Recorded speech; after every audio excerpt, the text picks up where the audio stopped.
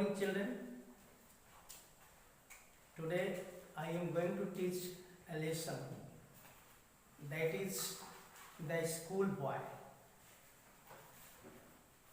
Here is written class 6. So it is the matter for class 6. The poem goes as: I love to rise in a summer morn. The poet describes about his thoughts as being a child. I love to rise in a summer morn when the bird sings on every tree. Poet says that he likes to rise early in the morning when the birds are singing on the trees. कवि कहता है कि उसे सुबह में जगना बड़ा अच्छा लगता है, जिस समय चिड़िया डाल पर चहक रही होती है, उस समय उसे जगना बड़ा ही अच्छा लगता है. And it is also liked by all of us. यह हम सबों के द्वारा भी चाहत है, हमारी भी यह चाहत है, हम ऐसा करते हैं. और इसलिए कि हम स्वस्थ रहें. Early to bed and early to rise makes a man healthy, wealthy and wise. As you know, the distant huntsman winds his horn and the skylark sings with me. Oh, what sweet company!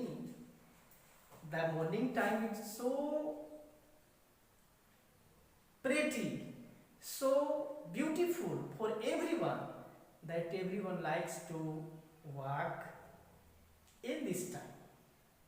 So like that, poet also wants to rise in the morning. सुबह जगना सबको अच्छा लगता है, इसलिए कभी भी सुबह जगने की कामना करता है. और उस समय जब डाल पर चिड़ियां चहक रही होती है, उस समय जब दूसरे the distant huntsman winds his horn,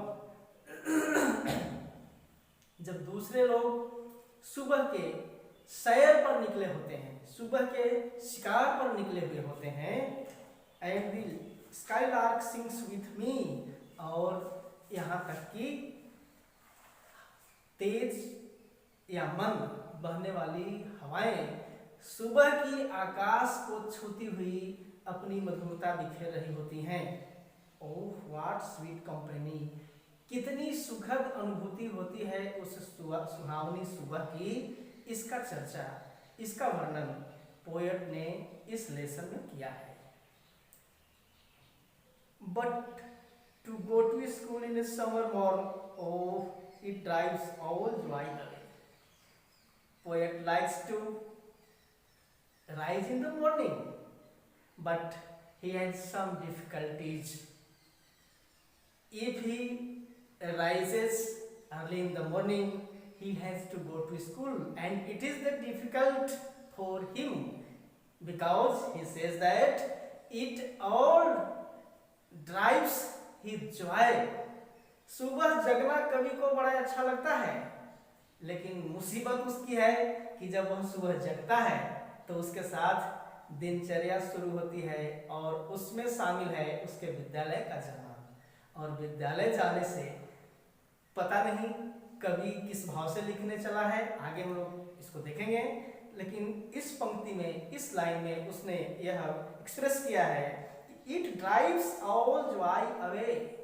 school जाने की, जो गर्मियों में स्कूल जाने की सुबह सुबह जो परंपरा है, यह पूरे के पूरे आनंद को उससे अलग कर देती है. So the poet is not happy. इसलिए कवि इस समय सुबह जगने से ज्यादा प्रसन्न नहीं है. जगना उसे अच्छा लगता है, जैसे ही स्कूल की बात आती है वह अप्रसन्न हो जाता है. Under a cruel eye outward, the little ones spend the day in sighing and dismay. क्योंकि कवि कहता है कि जैसे ही सुबह की शुरुआत होती है, आंखें उस ओर टकटकी लगा लेती हैं कि हमारे ढेर सारे आज के कार्य हमको पूरे करने हैं. और इस प्रकार स्कूल जाने के क्रम में, स्कूल से लेकर घर तक के काम के क्रम में वह और कुछ नहीं बल्कि आहें भरता है, उसे तकलीफ होती है। Why does he so do? वह ऐसा क्यों करता है? Do you feel? क्या आपने कभी महसूस किया है? Do you like rise early in the morning? क्या आप सुबह में जगना पसंद करते हैं? Don't you? ऐसा है या नहीं? मैं समझता हूँ you all like to rise early in the morning. मैं समझता हूँ कि आप सब लोग सुबह में जगना जरूर पसंद करते होंगे। और इस पोएट की तरह आपके साथ भी मेरी problem to come to school आना है, यह समस्या आपके साथ भी हो सकती है। और that time you can say that it drives all joy away. यह सारी उत्साह को, सारी खुशियों को बिल्कुल दूर कर देता है जैसे ही यह बात आती है कि स्कूल जाना है।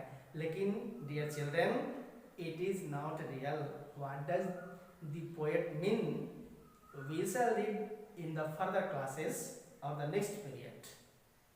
आज के क्लास में आपके लिए इतना ही। अब मैं इन चार पंक्तियों से जो आपके लिए क्वेश्चंस बनाए हैं, सवाल बनाए हैं, यू हैव टू डू।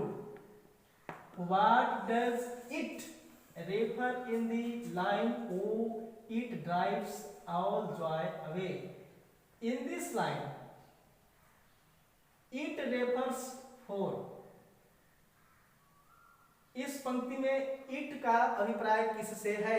आपको यह लिखना है। इस पंक्ति में इट का अभिप्राय है टू गो टू